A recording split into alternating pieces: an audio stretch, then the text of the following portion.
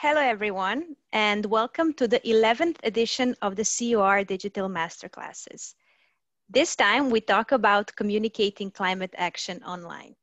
My name is Sandra Mitrovic. I'm a social media officer at the European Committee of the Regions. And before we dive into the webinar today, I would like to briefly introduce you to the Digital Masterclass program and to some housekeeping rules for today.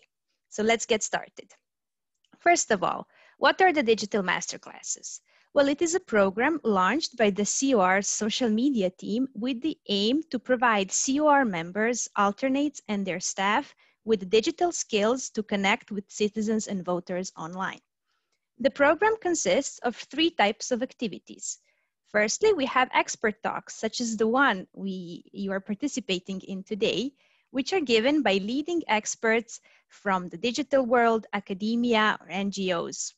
Secondly, we have practical sessions where we provide a bit more hands-on advice in the world of online communications.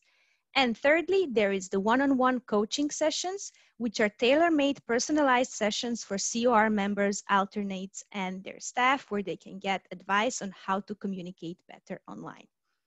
To get more information about the Digital Masterclasses program, please write to the social media team at socialmedia@cor.europa.eu or connect to the links you see on the slides. Now, moving on to some housekeeping rules for today. This webinar is being recorded and the recording will be shared with you later on.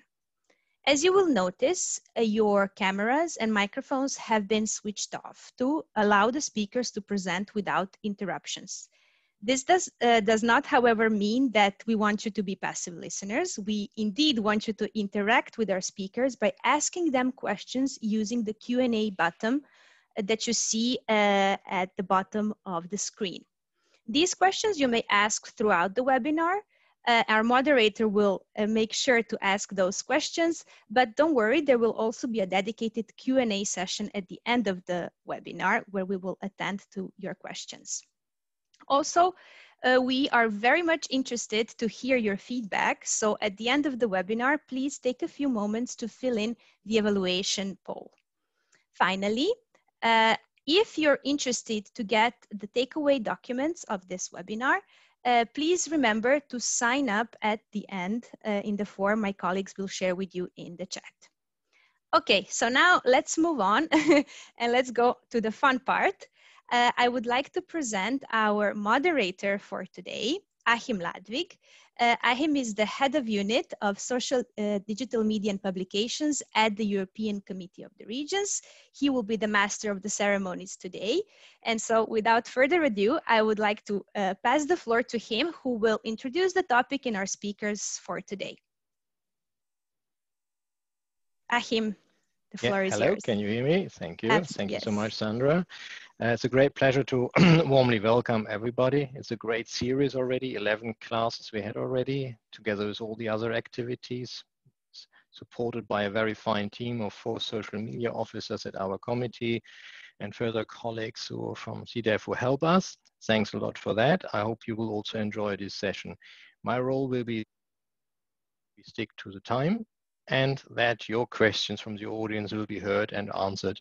And should we have not enough time to answer them, rest assured we will follow up by email individually. So without any further ado, I think I don't necessarily need to introduce the subject matter climate action. I think if somebody has not yet understood why this is important, then we might have a problem. Houston, we have a problem here. I would rather spend a few seconds on introducing our 3 distinguished panelists here. We have Robin Webster, who is a senior program lead at the Advocacy Climate Outreach. And she comes with some 15 years of experience as a writer, advisor, and a campaigner on environmental issues and climate change. I've also noted that she has recently published a report on communicating on climate action during the COVID-19 climate outreach, and she comes with a wide range of experience. Second, we have Tatjana Veith. She's a program manager at Climate Alliance, and this alliance helps European cities investing in sustainable energy, building renovation, And I understand that Tatjana particularly believes that cities can be a key drivers of innovation and change. And she's convinced that empowering citizens and cities can transform our societies for the better. But I'm sure she can explain all this better than I. Last, but certainly not least, we have Karolina Fabianova on the panel. She's a project manager and communications manager at Youth and Environmental Europe. She's a young professional and she specialized in digital communication, project management, youth advocacy, and environmental policy. And for those who don't know yet, Youth and Environment Europe is the largest independent network of European youth organizations. So, you see a distinguished panel, and without further ado, I think I should open the conversation here. We will do a short presentation by the speakers, and I would like to invite first Robin, along the lines of climate outreach offers an evidence-based resources. And maybe what are your tips for successful climate change communication and of course, particularly in the context of COVID-19 these days? Robin, the floor is yours. Thank you so much. Hello, everybody. Really happy to be here. I'm just going to have a couple of moments while I share my screen. So I hope that's going to work out. So, a few moments while it thinks. Here we go. So could you give me a thumbs up, Achim, if that's looking okay? Fantastic. So as mentioned, we're going to speak about communicating climate change, but particularly in the context of the crisis in which we found ourselves during the COVID-19 crisis. Just to give a brief introduction to the organisation that I work for, Climate Outreach is a small, growing charity based in the UK. We've been going for 15 years, and our main principle in life is to kind of act as the bridge between the academics and the social scientists who are working on understanding how people engage with and understand climate change, how different audiences understand climate change, and the practitioners in the world who are working on doing the job and trying to communicate and engage people on climate change. We try and find a way of making all that information and research and training accessible to people who need it. So some of the resources which I'm drawing on in talking about now are particular reports where we particularly do this as we pull together some of this research. I'm particularly drawing on this report I mentioned here, Communicating Climate Change During the COVID-19 Crisis, which we released earlier this year. But we also have many other reports, some which you might find helpful. This one on the principles of effective communication, public engagement on climate change, a handbook for IPCC authors. Also for many others, I think you'll find this could well brings a set of principles about how we think about communicating climate change. And another handbook that I'm drawing on here is our Talking Climate Handbook, which thinks about how we can have useful and constructive conversations about climate change in our daily lives. So I'm going to just bring a set of principles and thinking about how we might do effective communication on climate change during the COVID-19 crisis. And one of the principles that we think about is that in moments of trauma and crisis in which we find ourselves, what the social science show us, what previous experience shows us, is that these moments of disruption do actually challenge the people's established habits and ways of thinking, so they do open up new conversations. But we also have to understand that trying to talk about one issue during a time of trauma is really problematic. And some of this research, for example, is drawn on how communities affected by flooding or other extreme weather events, this may not necessarily be a time that they want to talk about climate change. So as communicators, we always have to be sensitive to the needs of the audience, to what experiences people are undergoing, or they may backfire. And to give an example of what this might look like, this quote, which was drawn from a local newspaper in the UK, showing how if an activist is celebrating that emissions have gone down during lockdown, but of course this is something that people can respond very negatively to, saying he does not express one word of sympathy for the victims of coronavirus and their families. Instead, he seems to be reveling in it. This shows how insensitive communications, not considering the context, can really be negative. However, something that I really want to put forward in my second principle is actually what we have seen is that since the beginning of the COVID-19 crisis, though there were fears amongst climate communicators that concern about climate change globally would go down in the context of this wider and immediate crisis we're experiencing, actually that is not something that we're seeing. So I would say when you are communicating about climate change, feel confident. People are still thinking, they are still concerned about climate change, even in the context of a world where we are dealing with COVID-19. Third principle, and this is a principle that for us is very fundamental to how we think about communicating climate change, is that climate science is a very kind of fact-based and technical way of talking about the world. But actually, we find that effective communication happens not from the numbers down, but from the values up. In other words, from thinking about the things that matter to us as people, kindness, beauty, friendship, the values that we all hold within ourselves, and thinking about those values. What are the values of the people that you're talking to, and thinking about how to speak to those values in communicating climate change. And that is always the most effective way of doing it. In the context of COVID-19, I think it's very interesting to think about how actually what the social science shows us is that moments of crisis actually often bring what we call communal values, like community-based values like compassion and altruism, thinking of other people. Actually, as we have seen, moments of crisis often bring those values to the fore. And actually those values are also associated with people taking action on climate change. So speaking to those values, to the idea that we can work together and draw together in a time of crisis, would be a really powerful way of talking about climate change now. Other values that are powerful to people during times of crisis, this idea of kind of resilience, preparedness, necessity, pragmatism, continuity, making changes to deal with the future and understand the crisis that we're in. All these values are powerful values to people who are dealing with times of disruption. We suggest that these are the kind of words and ideas to talk about also when you're communicating climate change, because they will resonate with the people who are listening. But we do know that climate change communication is not just about kind of fancy words. And people, when we think about communication, we're very affected by who is speaking to us. We're very powerfully affected by the idea of the trusted messenger, somebody who we really trust to listen to, somebody who we think is authentic, who understands our needs and values. Those are the people we listen to as people. And I think in speaking to people who work in the public sector, you may well find that to some people, you are a really trusted and powerful messenger. Just as during this health crisis, health professionals have been a very powerful and important messenger. So working out what is the trusted messenger to who is a really powerful and important part of communications.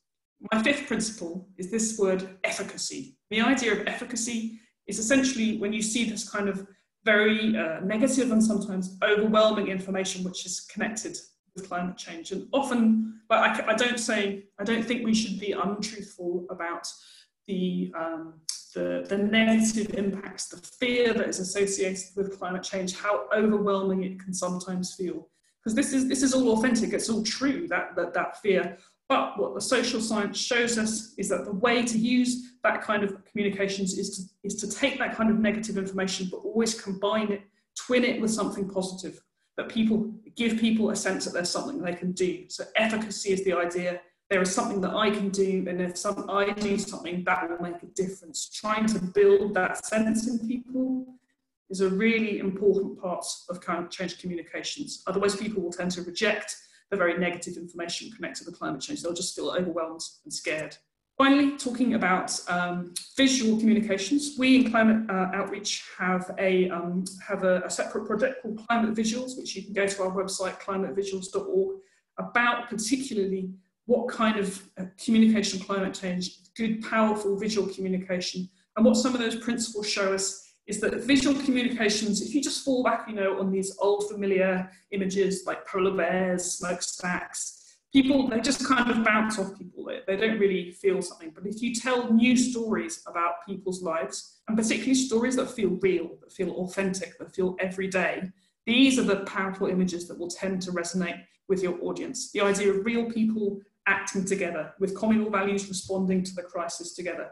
This we feel is going to be more powerful. Actually, having said the other one was final, this is my final principle, drawn from our Talking Climate work, which again is how you have constructive conversations about climate change in your daily life. So we always think about the importance of connecting. You're going to have a good conversation with someone, I think by social media or in real life, if you focus on that connection overall, not on winning the argument, not on having the best facts, but on listening, on respect. And that's what the kind of communication that's always going to be the most powerful. That's the presentation. Thank you very much, Robin. I appreciate that. I have a look at the chat. So we will take up the questions at the end of the conversation of the presentation. Sorry. So please, dear listeners, feel free to send us as many questions as possible as you want to know about it.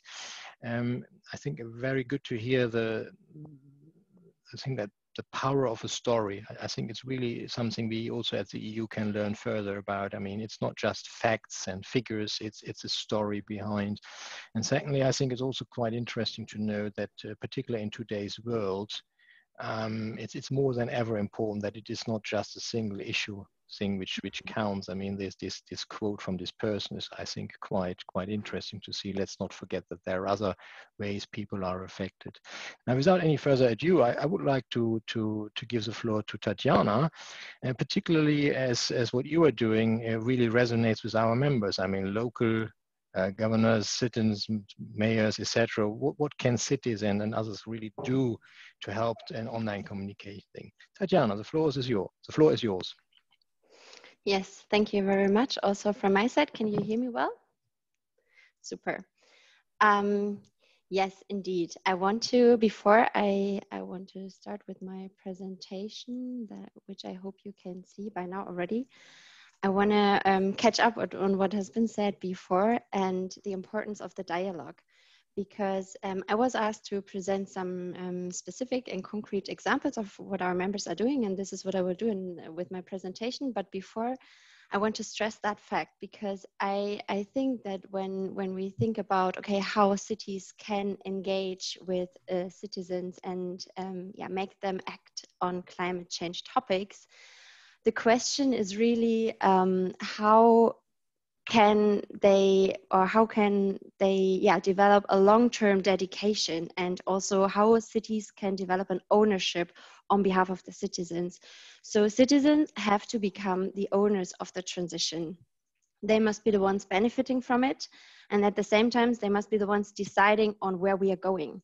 So what we've seen, what our members are doing when they develop their climate action plans, for example, they implement very participative governance processes, so that they develop together with their citizens in the form of visioning exercises. That's how we call them. So they imagine and vision the cities of the futures together with their citizens. And I think this is very important. And this participative governance is also seen, for example, at the city of Oxford, that have introduced a special citizens assembly only 6 months after they declared the climate emergency, for example.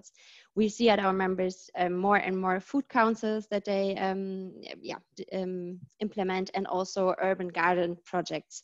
For example, the city of Ghent, who tell their citizens, hey, this is your cities. We provide you with the space first to work on, but also to think and to plan with us together. So when doing these planning exercises, it's really not only about thinking of climate policies, but it's much more. It's thinking on how our urban societies look like in the future and how we can achieve high quality of life while respecting our planet's resources.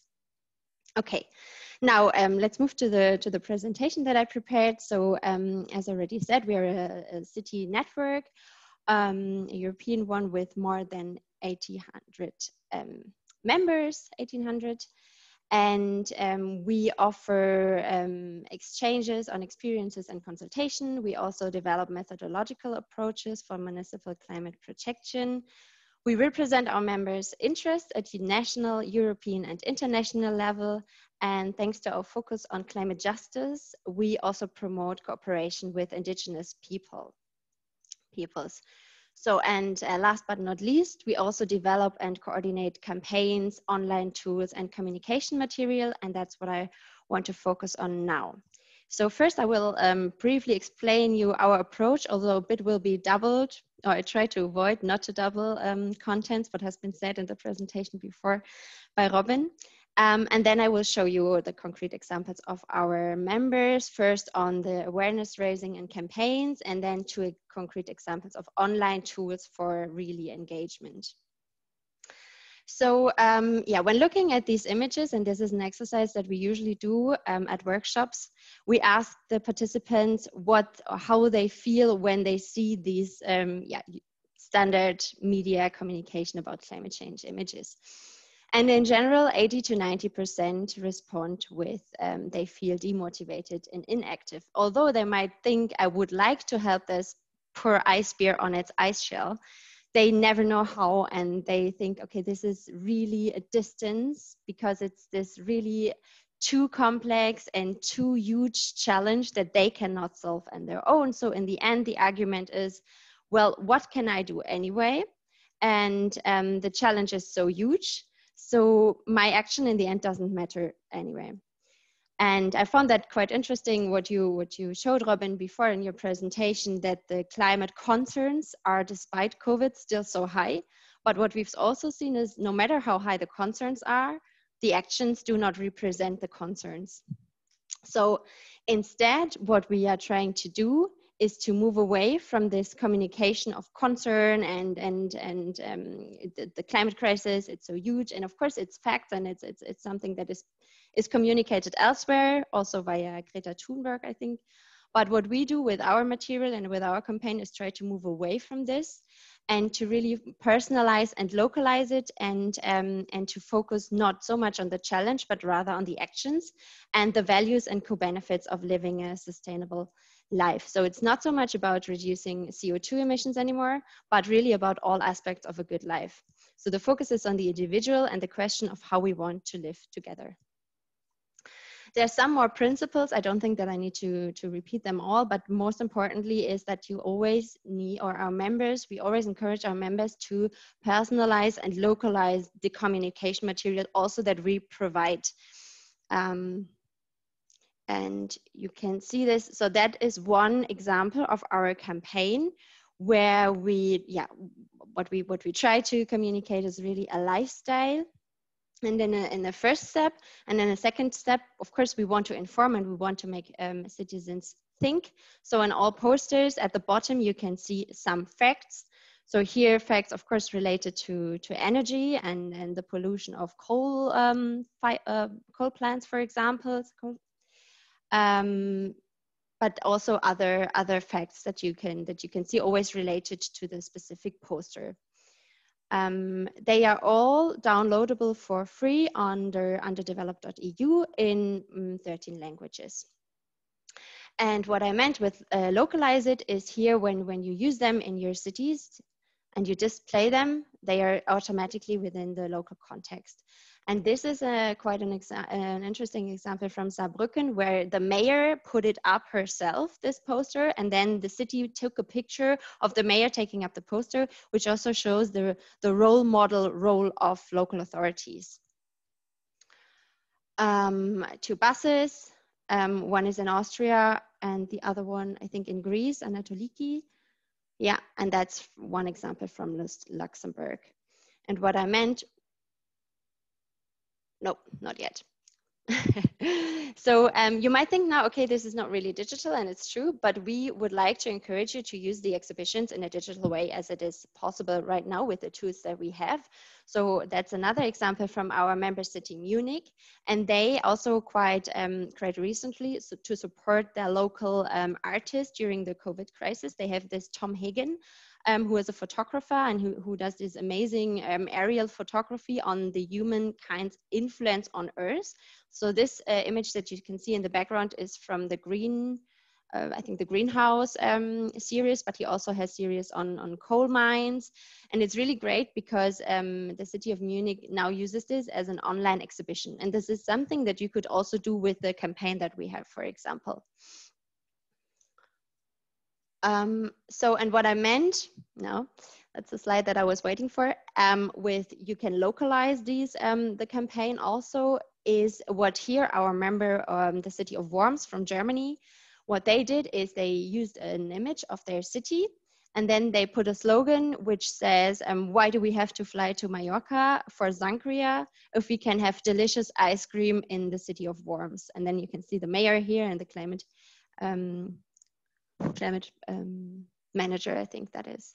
And also what you can also do is to use the numbers at the bottom and link them to your local context. You know, like how many emissions do you have, or what sort of how many emissions are coming from transport or these sort of things.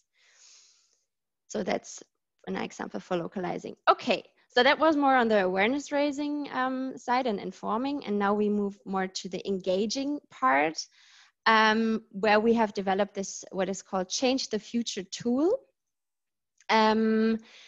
It's very simple. You can sign up online. You can register. So each all the member municipalities of Climate Alliance, we have already registered them. So as a citizen, you can register, and then you also register within your you declare where you're coming from, basically, so that the points that you're collecting with the tool are then rewarded to the city where you're living in. It's on 4 topics, so energy, nutrition, consumption, mobility, and we provide then 24 suggestions of how citizens can become active in these areas.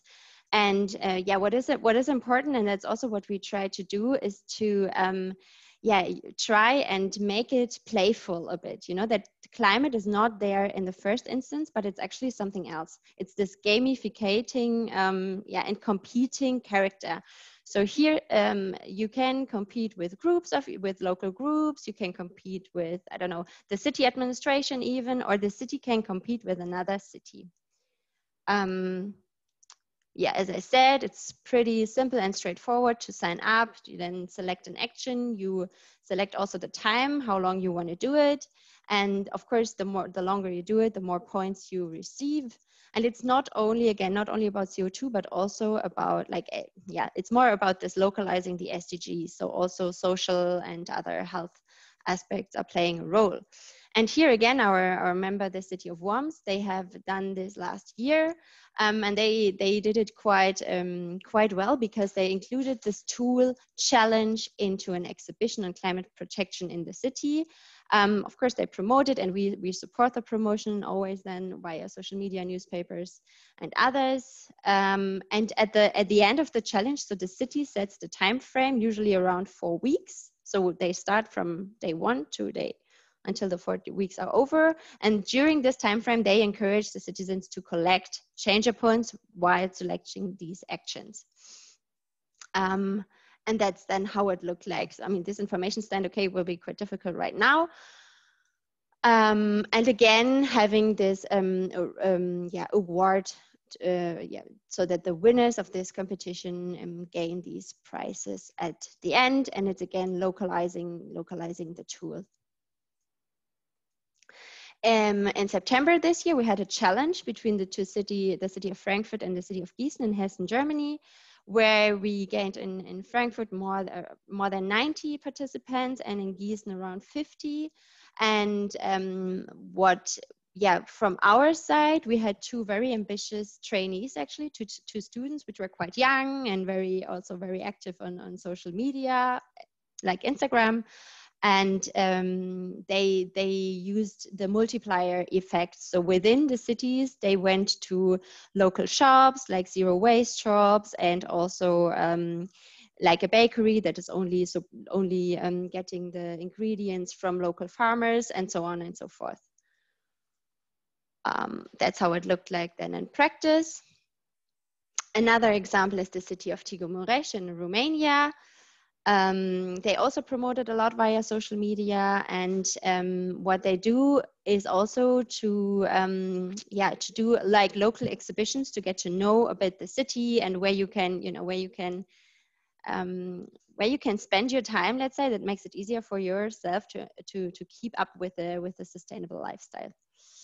That's then how it looks like on the website. So you can see the points that you gain within a certain time frame, and you can see also the other cities that are below, have a lower number of changer points. And yeah, that was the tool. And one last example, very quickly, you might know it. It's the city cycling campaign.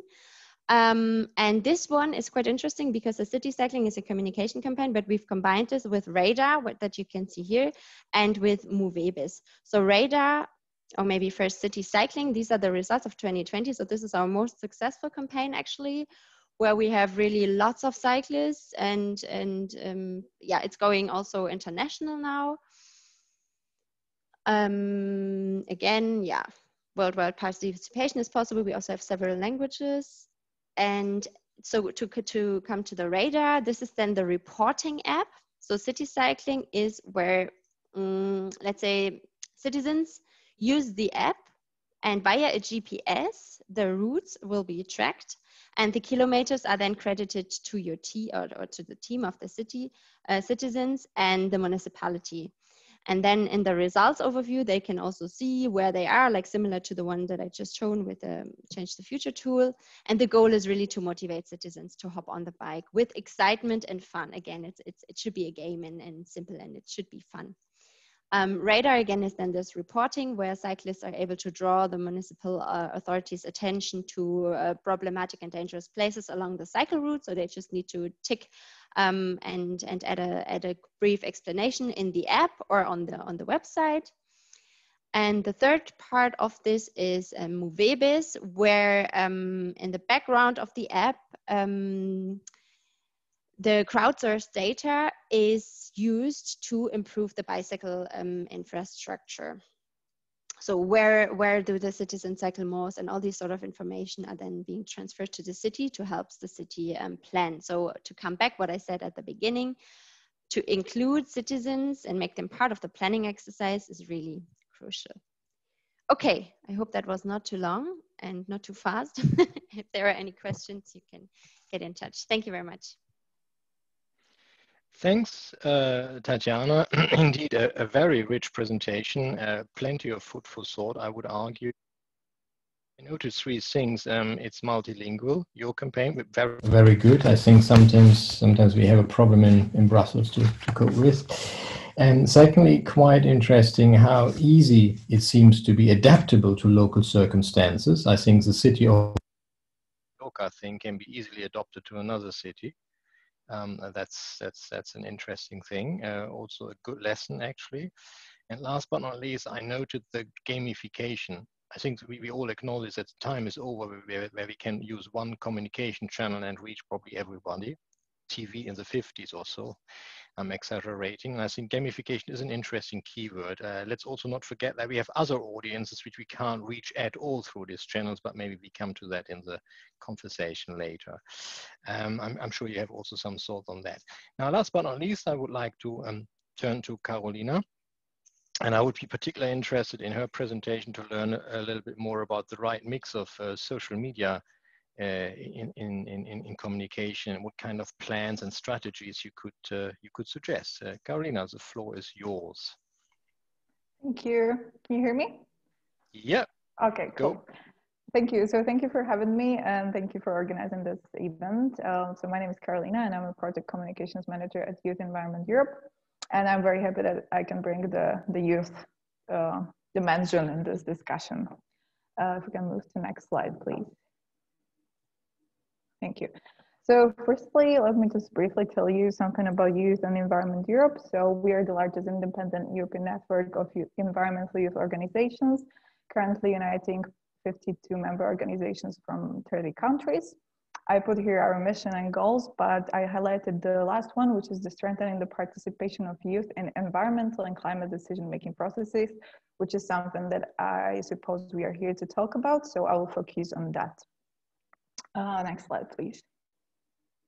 So firstly, I would like to start why there is a need to connect with young people and communicating climate action online. So young people represents almost 50% of the global population, and although this percentage in EU countries is lower, it's still 31.8%, which is still a considerable amount of people. And youth is, for a long time, formally recognized as a major stakeholder in international environmental decision-making. And that's because the decisions taken today are affecting these people's future. And that's why many people call climate change and climate action the issue of youth, or the fight for the future. So this is very important to realize that there is the need to connect with young people. Next slide, please. Then we can move to how to communicate climate action to young people. So generally we see two different approaches, which often combine into one hybrid one. The first one is the raising awareness, and that could be educational or awareness raising or behavioral change campaigns, also including training and skill buildings, webinars, basically to inform young people about the climate change issues and empower them to take change and change their behavior. And the second one is the participation of young people, which means that the organizations or public authorities are creating the meaningful citizen involvement in actually decision-making processes by using different online tools. There are different ways of how to do it, coming from youth dialogues to youth consultations, but I will speak about it later. When it comes to youth participation, I think it's very important to say that it should be sustainable to create an impact. So when we want to engage with young people, we should really think about that and consider them as a part of this process, not just as some token presence of tick the box of engaging with young people. Okay, next slide, please. So as I said, ideally, what we see, I will share now some good practices, but what we see when we are working with European youth is that they are aware mostly about the climate issues and they're motivated to take part, but often they lack opportunities and access to do these things. So we encourage all the organizations or public authorities to move from the raising awareness to actual participation, and ideally to combine these things. So they should be responsible for informing, but also for engaging. But definitely the first one is not enough anymore in the context of EU. So here are some good practices from our work. We organize youth dialogues and consultations, which is also organized by different organizations. And I think this is a great online tool on how to engage with young people when it comes to communicating climate action. So for example, here I put the Franco-Russian dialogue, which is our project. And we are basically providing young people space to create a policy paper on climate change, which is going to be presented to the French and Russian policymakers. And we are providing them a platform to do this by engaging in webinars and creating policy paper together. We also have a different youth consultations. There is a UN Youth Advisory Group on Climate Change, which is also great and effective way of how to engage the people, young people, into the work of public and local and regional authorities to create either this youth advisory board or some sort of youth consultation where people can actually engage. So these both dialogues and consultations are very, very effective. Young people are, it's a great experience for them to put in the CV as well and to actually contribute to something. So they want to participate in such a things. And I think the public authorities should develop this more and engage with young people in this more. We can move to the next slide, please. Then there is a community lab projects, which is very good for engaging with the grassroots movements.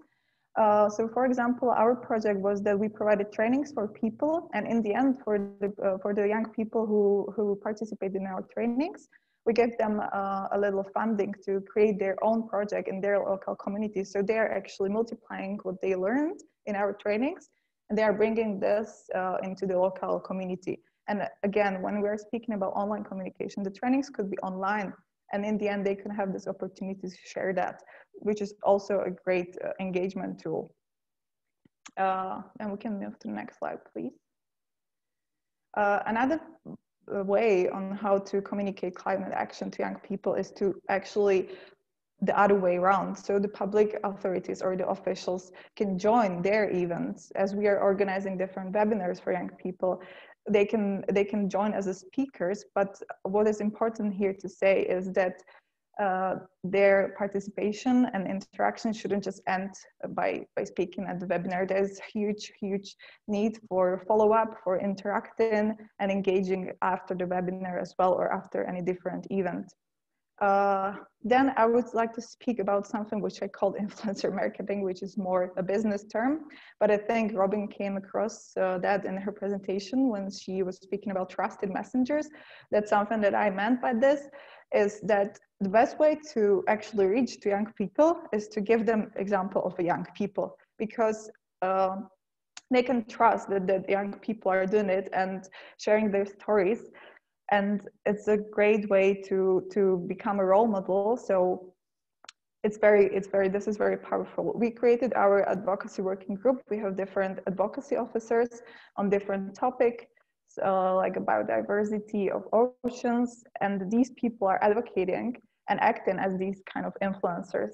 So this is also very, very important too. Then we can move next, please. So here I just put down some basic tips, I would say. So first of all, the importance for different intergovernmental organizations or public authorities is to actually leverage the digital communications for the public engagement. And when it comes to young people, we are spending a lot of time on our phones, and the foundation is there. So just to take a chance and turn it into something good is very important. Then to identify the young people that they want to reach out to. So that could be geographical, could be also on the age group, could be if they just want to raise the awareness or engage with them, like to really specify this. Then it's very important to build a digital trust, meaning that, as I said before, it should be long-term and it should create something more meaningful than just like short-term events. Empower young people with access and opportunities. Also, what I think Robin or Tatjana came across before is that sharing the good examples and stories is better than sharing the challenges. So what we do is that we create this storytelling campaign, and we are sharing stories of young people who are actually fighting the climate change by developing their own initiatives or zero-waste shops or different businesses. And by sharing these stories of another young people, we are motivating other people to actually take action, and it has way better effect than just showing the bad pictures, I would say. Then I think it's very important to keep up with the trends. And here, when I speak about the social media, we still see that the public authorities or organizations are often, I would say, not so flexible when it comes to engaging with the young people. And they are providing with these long consultations, surveys, and this needs to be set up with the current trends and more visual aspects, videos. There is more appealing to young people, so it just needs to be done research on what is actually trending. Then that is very related to the flexibility and creativity, as I spoke. And the last thing is to nurture these relationships. Meaning to actually care, and as I said, not just to connect with young people as a token, but rather provide them with the trainings, mentoring, some sort of support, because that's what they need, and they are motivated to act on climate action. So I think that's the key message here. I think that's it from me. Thank you very much. I hope it was insightful. Thank you very much, Karolina. Indeed, again, for our audience, I would hope. I think I noted an interesting thought that you said small funding.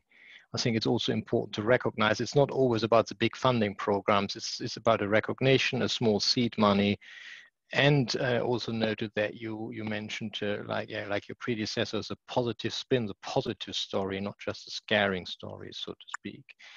Now, thanks for all your contributions. We could perhaps now turn to a round of questions. And one of the things I would be particularly interested is climate change concerns all of us. On the other hand, there is a lot of technical and scientific nature of it. I mean, it's a complex matter. And how would you advise colleagues, people to communicate this to a non-specialized audience? I'm not only speaking about the post-truth environment, but also, let's face it, people have a very limited attention span these days. So I was just wondering whether I could invite first Robin to share a couple of thoughts with us. Yeah, thank you. I mean, I actually feel like I might go back to some of what I was saying in my presentation here, in that we're talking about really the importance of considering, to put it in its simplest form, where your audience is at, like what they're thinking about, what they care about, who they are.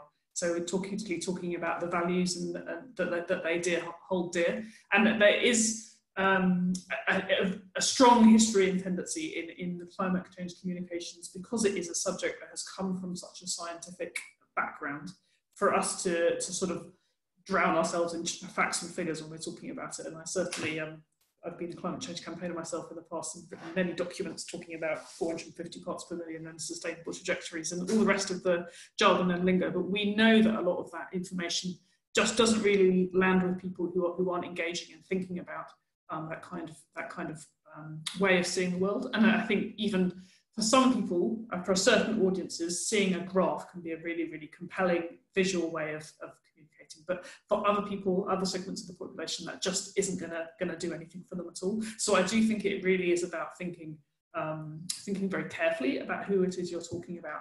But also there are, it doesn't mean to say that we, I suppose, avoid the truth of what we're facing. And I do feel like that is a part of the story. And it's just finding the ways of sort of chunking it up and perhaps telling a story. When we encourage people to talk about climate change in their daily lives, one exercise that we do is we encourage people to tell their own climate story. So tell the story of when did I first become engaged in talking about climate change?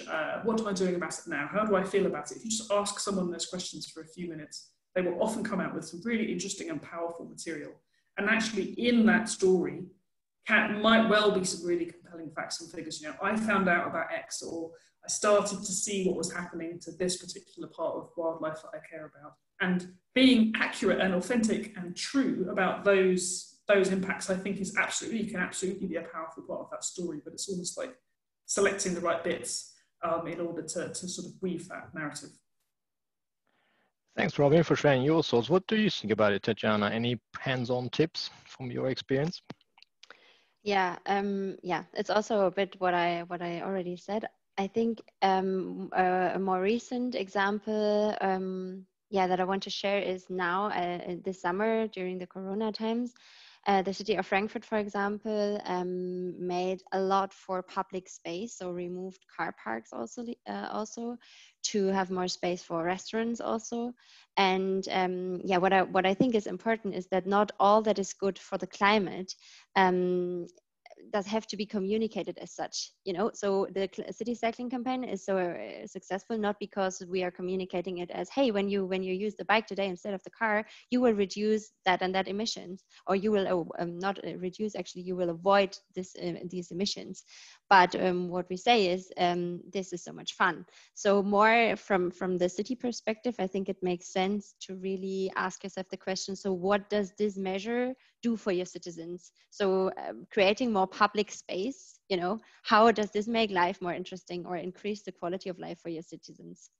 And regarding the experts, I think it would be great to have more expert consultations in cities also, where then the local authorities invite experts and invite citizens so that citizens can ask concrete questions to the experts. That would be one of the measures that I could think of right now. Thanks a lot. Karolina, what's your take? Yeah, I actually wanted to say the same thing as Tatjana, that we are also communicating the evidence-based fact and science behind the climate change as making it more personal. I think that's what appeals to people, to make it also about either fun or health benefits or different benefits for their personal life, which are also at the same time benefiting the climate and the current climate emergency that we are in. And I think that's because a lot of people are being overwhelmed by all these bad pictures or different data on everything. So to kind of transform this information into something more personal, I think that's very effective of way to doing it. And also, I mean, interesting to note, I mean, it doesn't need to feel bad if I do something for the environment. It's not just for it. I mean, I can have a walk in the park and still serve multiple purposes, so to speak. Yeah. Good. Maybe a second question from my side, and then we turn to our audience. Maybe a quick word here on, I mean, we often tend to preach to the converted. It's not only in social media, the famous filter bubbles, if there exist. But what's your story to reach out to new people actually who haven't yet been involved in that? Robin, would you like to share a piece of advice with us? Yeah, sure. Though I'm worried that I will start repeating myself too much. Yeah, I mean, this is part of really the principles behind the creation of climate outreach, is an understanding that as climate activists, we tend to speak to quite a small segment of the population, people that share our values. And actually, interestingly, sometimes we see that people who are also receiving those messages but responding negatively to them are almost like people who are sort of also activists, but in a different way and experiencing it a different way. We've recently done, just launched in the last few days, a piece of work called Britain Talks Climate, where we participated in segmenting the UK population into 8 different audience segments, thinking about, and that's not just thinking about the kind of right-left spectrum, but also thinking about people's attitudes to authority, people's attitudes to regulations, people's attitude to how they feel about nationalism. So kind of understanding that we're a more complex set of beasts than kind of just seeing ourselves as left-right. And in there are some surprises. So for example, there's one segment that is people who have a very high sense of nationalism and connection to the UK. And actually we see that segment is a segment of people who's really, really concerned about climate change, but often they might form an assumption that they're not.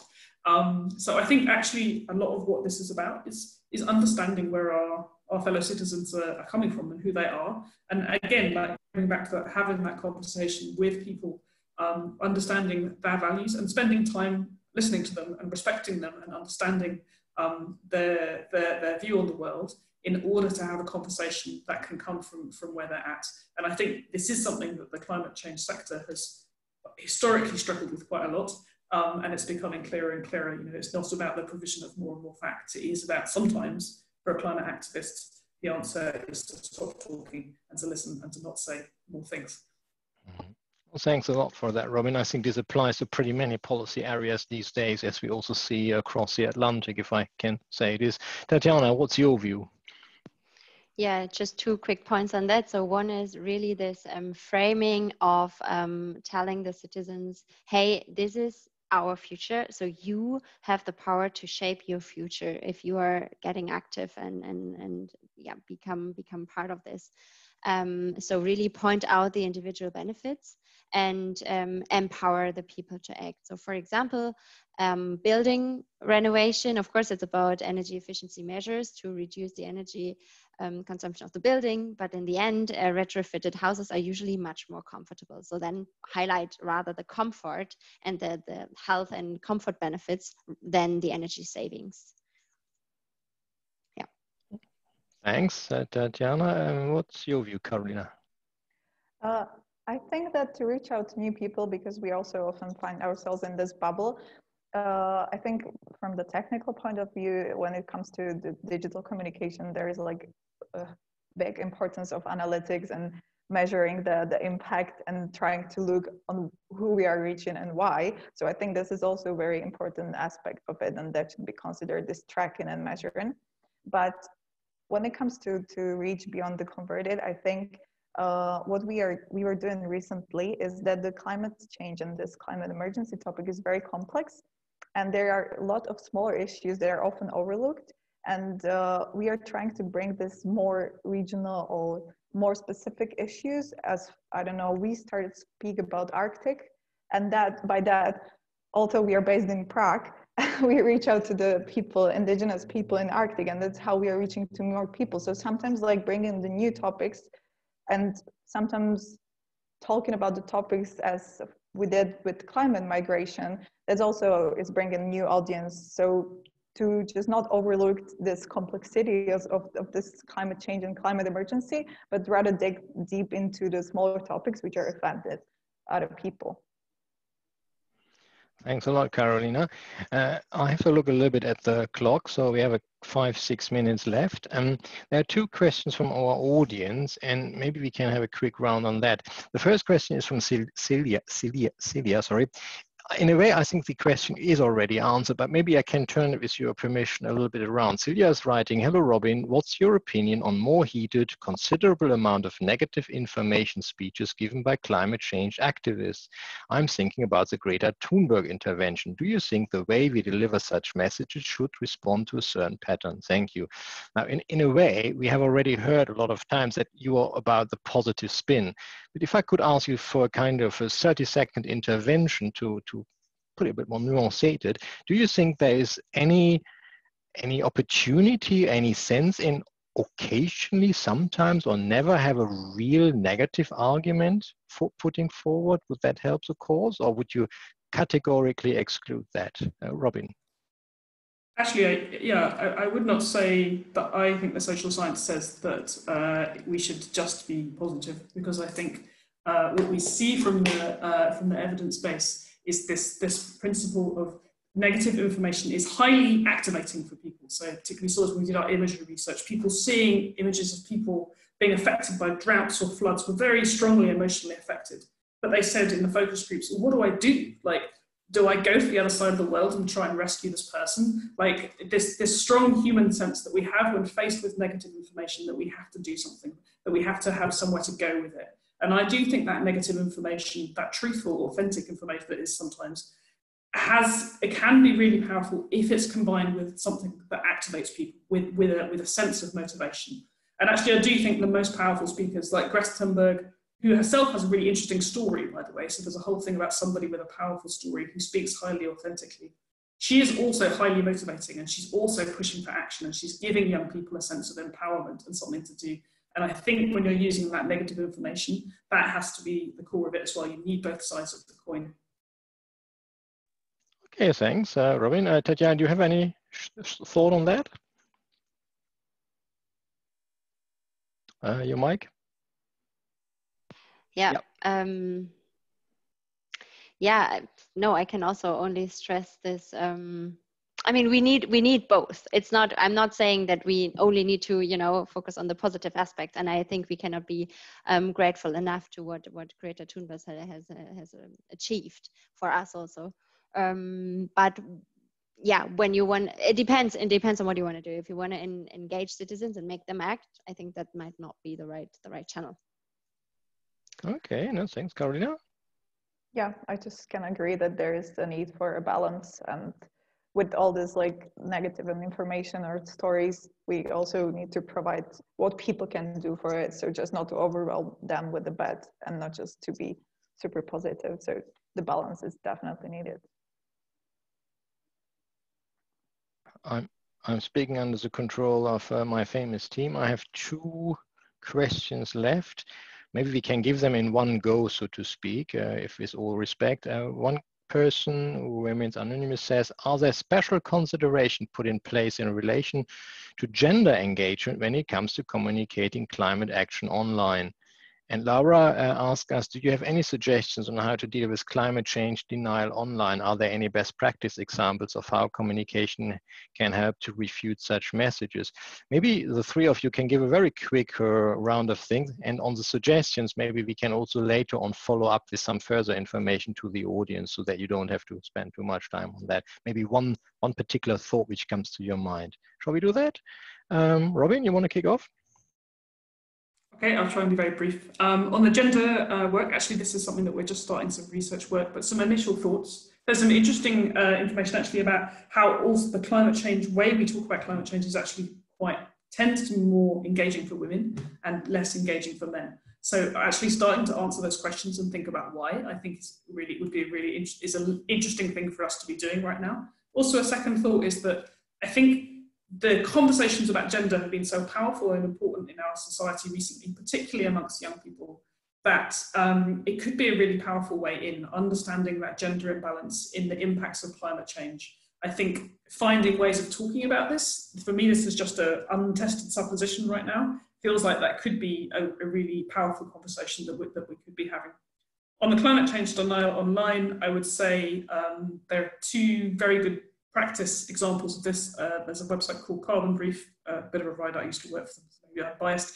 Another one called Skeptical Science, who have done a lot of work on this. One of the powerful things that those organizations do is they don't concentrate on saying, this is wrong and this is why, but they concentrate on talking about what is right, like reframing the conversation so that the climate deniers don't have a chance to sort of always frame it with inaccurate arguments. I'll stop there. Thanks, Robin. Tatjana, your thoughts? Not really that I have best practices of. I mean, regarding the gender engagement, yes, the communication and the messaging has to be as inclusive as possible. And I also see the potential behind, but we have not really gotten into detail here. And regarding the climate change denial, personally, I would say just don't give it too much of a space. But what you said before with this reframing it, and instead of focusing on what is wrong, focusing on but this is right, totally makes sense to me. Good, thanks a lot. Karolina, you have the last word. Yeah, just regarding the gender engagement, I also wanted to stress that for our workshops and trainings and everything, that women are really like highly participating, not as much as men. And I also didn't really dig into that. Why is it? But that's a different story, I guess. And it's a very interesting topic to explore. And denial, yes, I agree that just to reframe that and don't give it that much attention. Thanks a lot. We are coming to an end. I would like to thank you for your participation, everybody listening in, and a big round of applause for the three panelists who also stuck to the time and provided us with plenty of thoughts, a lot notes I took. Now I hand over to Sandra to conclude the session. Thank you, Achim, and thanks to all the speakers. Very interesting presentations. I very much enjoyed myself. So we have come to the end of the webinar, where, first of all, I would like to ask our participants to give us their feedback. So my colleagues will now launch the poll on which you can rate the webinar, your satisfaction with the webinar. And secondly, I would like to ask the participants to sign up for the takeaway documents should you like to receive notes from the webinar. And the sign up form is shared with you. I see now Catherine shared it in the chat. So on that link, you can sign up. And while the feedback is pouring in our poll, I also would like to remind you that the 12th edition of the CoR Digital Masterclasses is also happening soon on 1st of December. We have a new session, and I was actually quite pleased to hear from a lot of speakers that storytelling was mentioned a lot. And in this session on 1st of December, we take a deep dive in storytelling for pro-European narratives. So quite an interesting topic. We leave climate for a bit behind now and move on to EU storytelling for pro-EU narratives.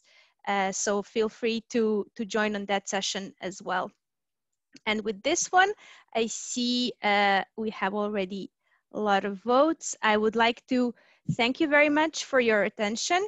Follow us on social media to find out about next webinars.